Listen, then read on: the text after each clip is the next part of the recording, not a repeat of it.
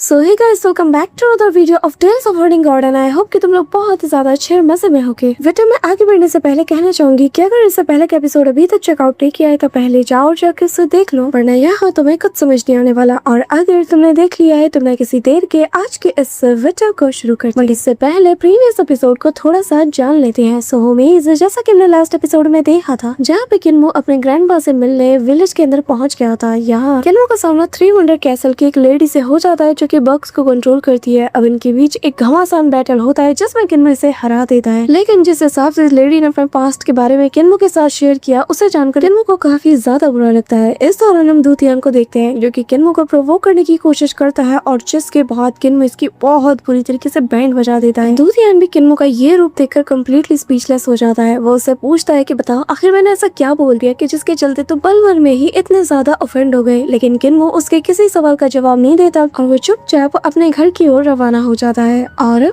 आगे हमारे एपिसोड की स्टार्टिंग में हमें यहाँ पर किन्मो और बाकी सबको दिखाया जाता है और किन्मो यहाँ पर जो कि झूले में मौजूद था वो कहने लगता है कि ग्रैंडफा डीफ को गए हुए 6 दिन बीत चुके हैं और अब तक इनका कोई अता पता नहीं और अब बस 3 दिन बचे हैं न्यू ईयर को आने में। जिसपे हुडिंग बताने लगती है कि हाँ तुमने बिल्कुल सही कहा, 3 दिन बाद ही न्यू ईयर है जिसके लिए हम लोग यहाँ आए हैं और सरा देखो इनका कोई अता पता नहीं, इन लोगों को गए हुए तो कुछ ज्यादा ही वक्त हो गया है। अब तभी वो कहती है कि ऐसा तो नहीं कि हम लोग यहाँ पे फालतू में इंतजार कर रहे हैं और शायद उन्हें रास्ते में कुछ हो गया। ये सुनकर यहाँ पे किन्मो भी थोड़ी देर के लिए शॉक। अब तभी किन्मो थोड़ा सोचता है, कहने लगता है कि क्यों ना हम सभी लोग उस सर्जन रिवर के पास जाए और वहाँ जाकर उन्हें ढूंढे। लेकिन तभी ड्रैगन क्वीन कहने लगता है कि तुम्हारे ग्रैंड पास और जो विलेज चीफ है, अगर वो लोग जो कि एक टॉप एक्सपर्ट है वो लोग वहाँ जाके वापस नहीं आ पाए तो एक बात बताओ, आखिर हम वहाँ जाके क्या कर लेंगे, हमारा वहाँ जाने का कोई फायदा नहीं। जिसमें किन्मो थोड़ा सोचता है और तभी वो हुडिंग से कहने लगता है कि तुम अभी के अभी शियांगलांग सिटी में जाओ और वहाँ जाकर मेरा एक मैसेज डिलीवर करो और जाके तुम्हें सेंड कर के अंदर ही इस मैसेज को मेरा डिलीवर करना है। उनके जो एक्सपर्ट्स है उन सभी को चारों तरफ मोबिलाइज होने का ऑर्डर दो और उन्हें बोलो कि जल्द से जल्द मेरे जो ग्रैंड पास है इन सभी को ढूंढने की कोशिश करे। इनके बारे में कोई भी सुराग मिलता है तो जल्द से जल्द मुझे बताएं और जब तुम मैसेज डिलीवर करने जाओगी तो इस दौरान मैं और ड्रैगन किलिन हम दोनों उस सर्जिंग रिवर के पास जाकर उनकी तलाश करेंगे। अब तभी किन्मो अपना प्लान बना चुका था और ये लोग अपने प्लान पे अमल करने के हिसाब से निकल भी पड़ते हैं। पर तभी किन्मो को कुछ फील होता है। यहाँ जैसे वो अपने आइस का एक्टिवेट करके यहाँ से काफी दूर देखने की कोशिश करता है तो यहाँ वो सभी को बताने लगता है कि मैंने अभी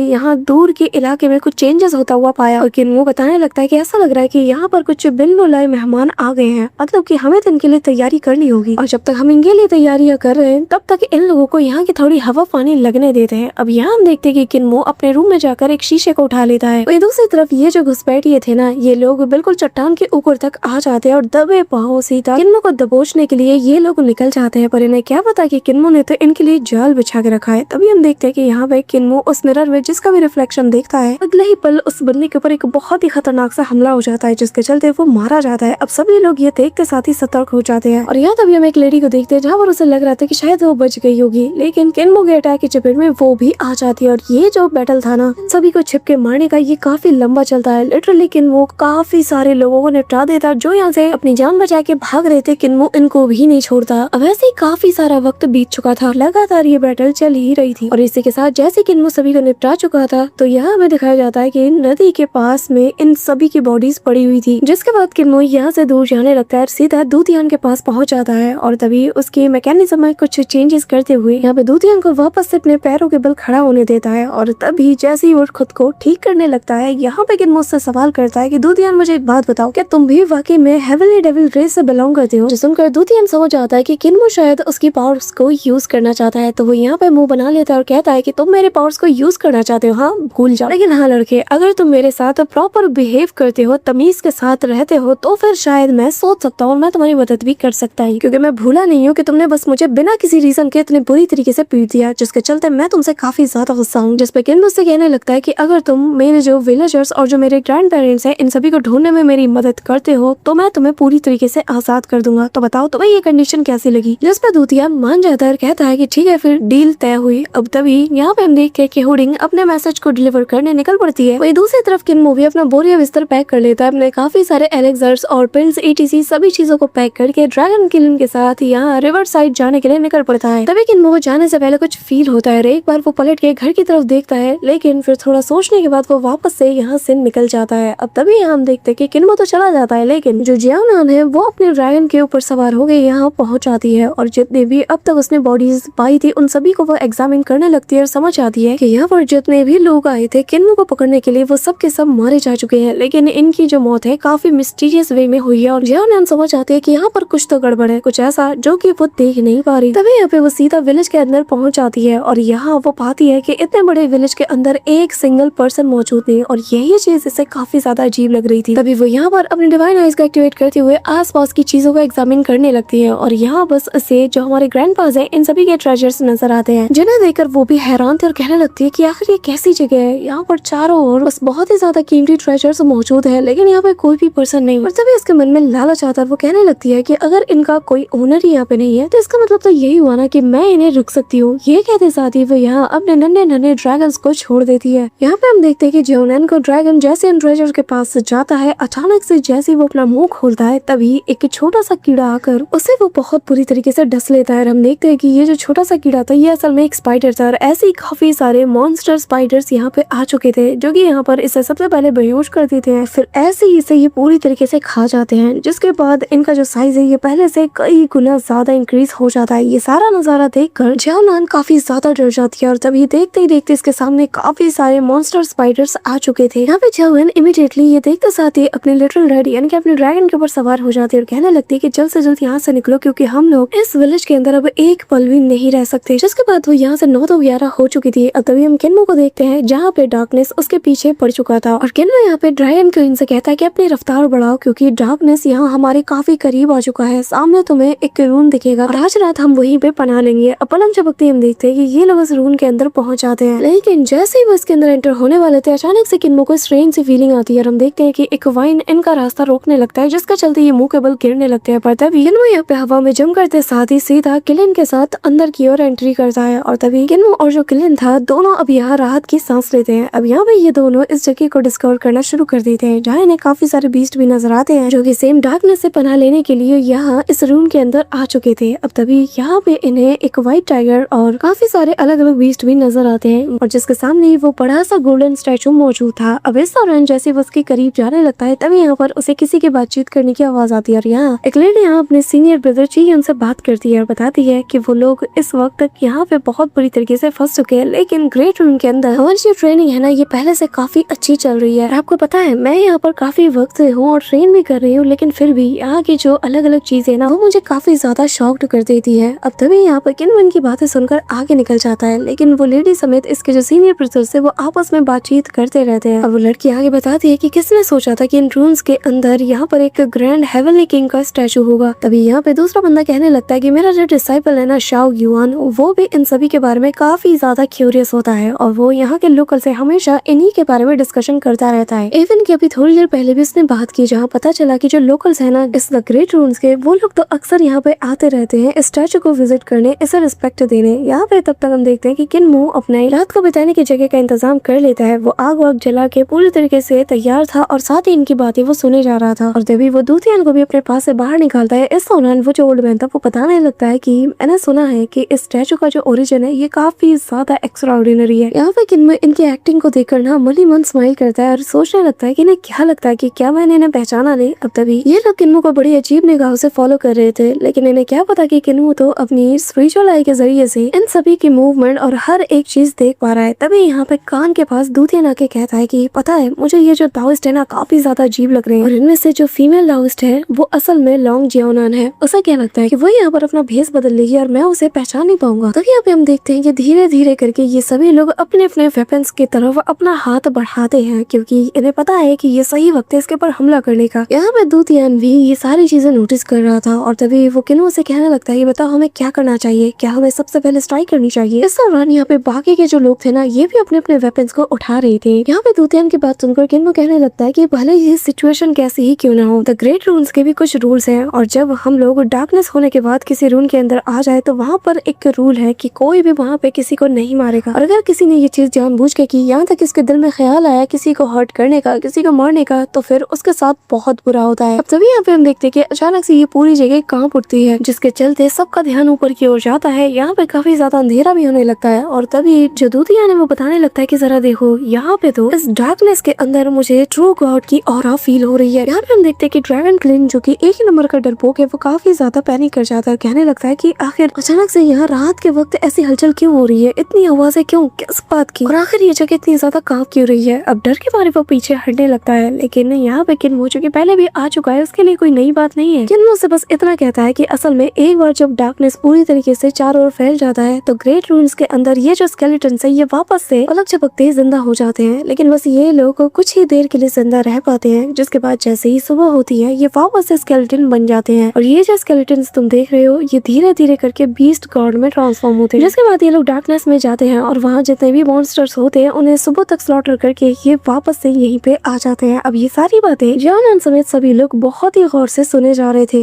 अब तब यहाँ पर जियाओनान के कान के पास एक बंदा आकर बताने लगता है कि आधी रात का वक्त हो चुका है, लेकिन इससे पहले ये लोग कुछ कर पाते इनको एक तेज आवाज सभी को सुनाई देती है। और तभी हम देखते हैं कि एक मिस्टीरियस सा फिगर यहाँ पे जैसे ढोल बजाते हुए आगे आ रहा है। तभी यहाँ पे हम देखते हैं कि ये पूरी एक फौज होती है, जहाँ पे इनका जैसे जो सेनापति होता है वो सभी को कह रहा होता है कि सभी लोग रास्ता छोड़ो, हमें आगे जाने दो। कमाल की बात यह है कि ये सब के सब स्केलेटन्स थे। अब तभी यहाँ पे धीरे धीरे करके ये लोग आगे की ओर बढ़ने लगते हैं कि नजारा देखते साथ ही सभी की जैसे रूह कांप उठती है। अब यहाँ पे हम देखते हैं कि ये जो लोग थे ना, इनका साइज काफी ज्यादा ह्यूज था। ये सब के सब एक साथ एक कतार में आगे की ओर बढ़ रहे थे। किन्मो और दूतियान भी इन्हें देखे जा रहे थे। इसी दौरान यहाँ पे अब सब के सब आगे किन्मो और दूतियान के आगे रुक जाते हैं और यहाँ जिनके पास ये गुजरते हैं जियाओनान समेत सब के सब इसके आगे नतमस्तक हो चुके थे। यहाँ पे किन्मो सारा नजारा देख रहा था कि कैसे इसके पीछे जो स्टैचू मौजूद है, यहाँ पर ये लोग बेसिकली इसे रिस्पेक्ट देने के लिए आए थे। और यहाँ इनका जो जनरल होता है वो आगे आकर कहने लगता है कि मैं हेवनली किंग ज़ानहाई को रिपोर्ट करने के लिए आया हूँ। उसके बाद ये जो जनरल था एक शॉकिंग से बात को रिवील करता है, बताता है कि जो ईस्ट सी का ड्रैगन किंग आउजेन है उसने एम्परर के अगेंस्ट रिबेल करने के लिए नेचुरल डिजास्टर का यूज किया। हमारे मजेस्टी ने केयरफ्री विलेज से ऑलरेडी सबको संदेश भेज दिया। साथ ही उन्होंने हमें कमांड किया कि हम हेवनली किंग ज़ानहाई का साथ दें उस इंसान को असैसिनेट करने में जिसने कि यहाँ पर इस नेचुरल डिजास्टर को बुलाया है। अब केयरफ्री विलेज का नाम सुनते साथ ही किन्मो थोड़ा हैरान था। तभी यहाँ पे हम देखते हैं कि अचानक से ये जगह पूरी तरीके से कांप उठती है और धीरे धीरे करके यहाँ पे इनके सामने ये जो स्टैचू था इसके अंदर भी अब जान आने लगती है। सबके सब उसी ओर देखे जा रहे थे और अगले ही पल ये जो स्टैचू था इसमें काफी सारे क्रैक्स पड़ने लगते हैं, जिसके बाद एक तेज चटकने की आवाज आती है और तभी हेवनली किंग ज़ानहाई वापस जिंदा हो जाता है, जो कि इतना ज्यादा स्ट्रॉन्ग है कि मानो इसकी ऑरा से ही पूरी जगह यहाँ पे कांप उठती है। अगले ही पल वो पानी को बीच से चीरते हुए अपना रास्ता बना लेता है और सबके सब उसी की ओर देखे जा रहे थे। तभी वो बताने लगते हैं कि जब से वो क्लाइमेटी आई है तब से लेकर आज तक 20,000 साल से ज्यादा का वक्त बीत चुका है, लेकिन वो इंसान आज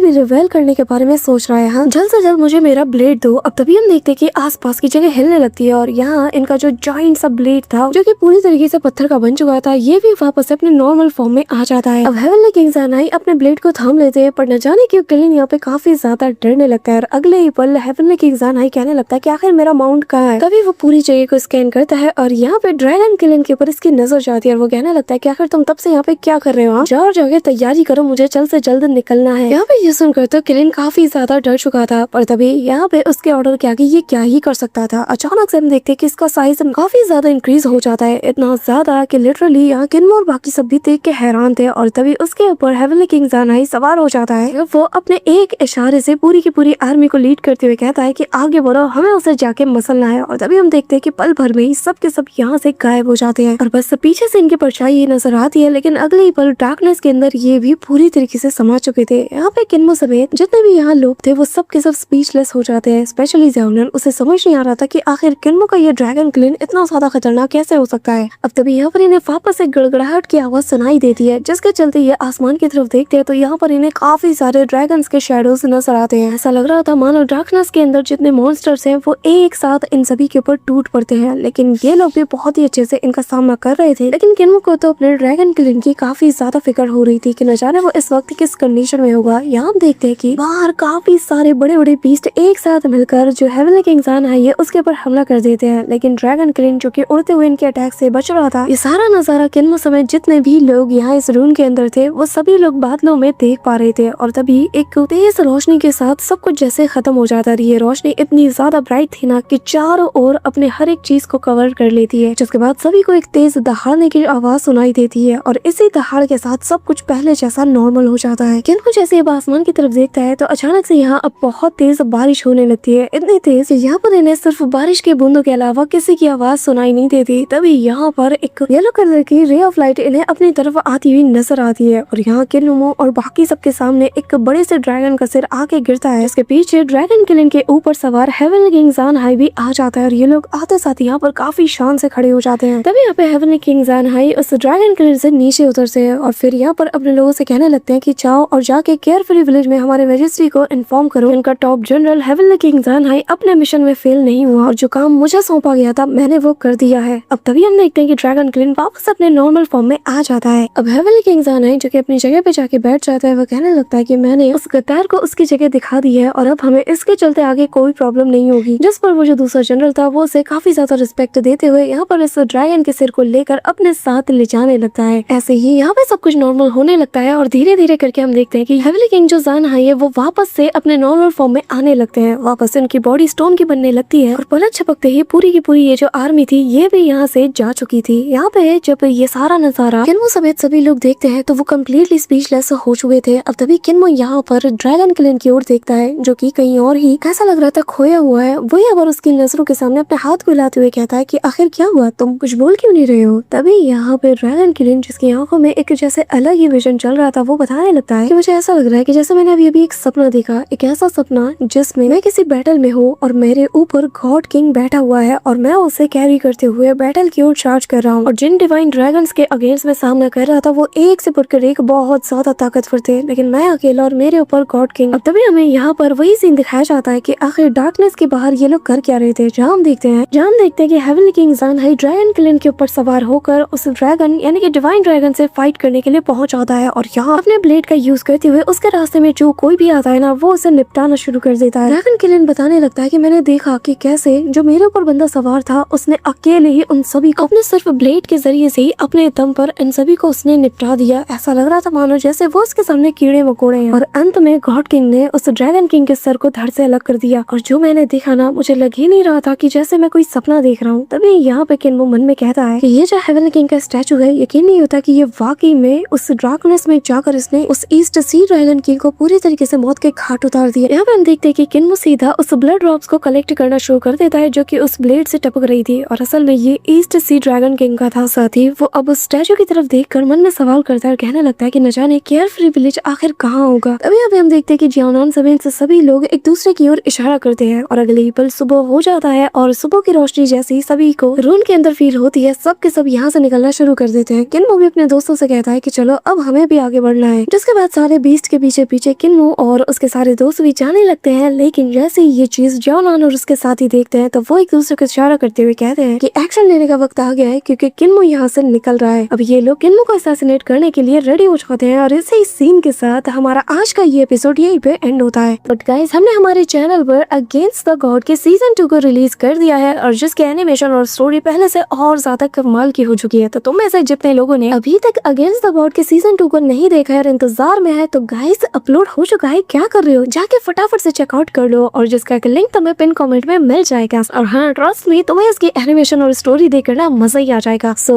that's all for today guys, I hope कि तुम सबको आज की वीडियो काफी ज्यादा पसंद आई होगी। अगर हाँ तो वीडियो को लाइक करना, चैनल बनाए हो तो सब्सक्राइब करना। तो मिलते हैं नेक्स्ट वीडियो में, तब तक के लिए बाय।